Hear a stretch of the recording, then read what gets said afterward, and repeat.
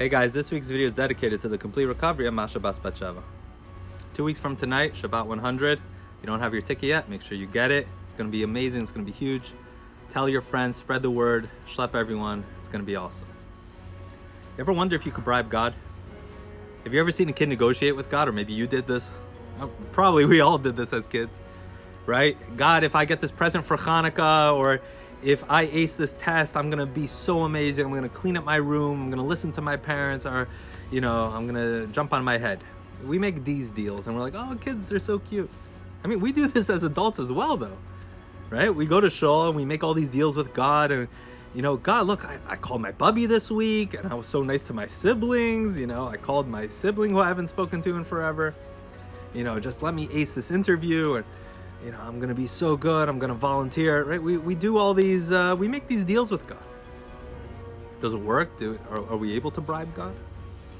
In this week's Torah portion, Parsha Re'eh, we learn about the mitzvah that really does work in bribing God, so to say. It's the mitzvah of tzedakah, of charity. In this week's Torah portion, we learn how important this mitzvah is to help somebody else in need, to help somebody else who's less fortunate or going through a rough time. And it's very appropriate for the time. We read this specifically right before the month of Elul.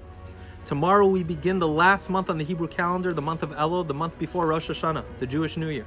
It's the month of accounting, when we take stock. How did our past year go?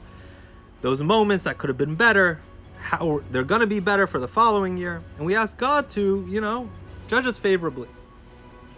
And it's a special custom that during this month we add in charity, because obviously we want as much good stuff on our side as possible. So does this work? Wait, are we just bribing God? God, I give charity, you do good with me? And the answer is yes, but there are different ways of giving charity. You see, we can give charity discriminately. We do our research. Where does our money go the furthest? Which organization really needs it the most? How do I where's the biggest bang for my buck? Right? It's still charity. It's a beautiful mitzvah.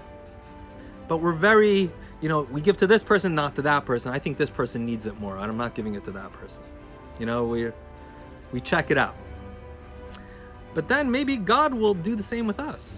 Maybe God will be like, oh, you're asking me for all these things. Well, let me go through your resume. Let me see the past year.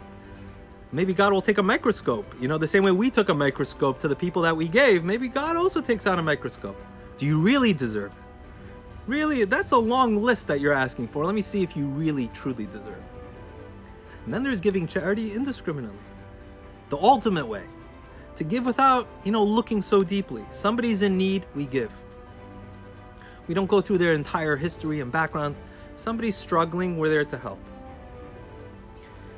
The hope is that God will treat us the same way.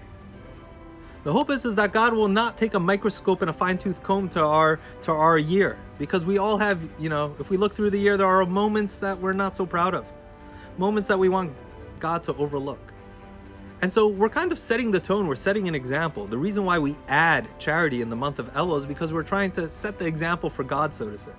Look, God, I'm doing kindness indiscriminately. I'm not checking so much, I'm not seeing who deserves it more than the other. And the hope is that God will do the same with us. It won't look so much, do you really deserve everything you're asking for, or do you not? The hope is that God will treat us the same way. Indiscriminate kindness. God will give us the good year, and the year we truly need. And God willing, the ultimate redemption. So we'll be done with exile and be in the Holy Land. Shabbat Shalom.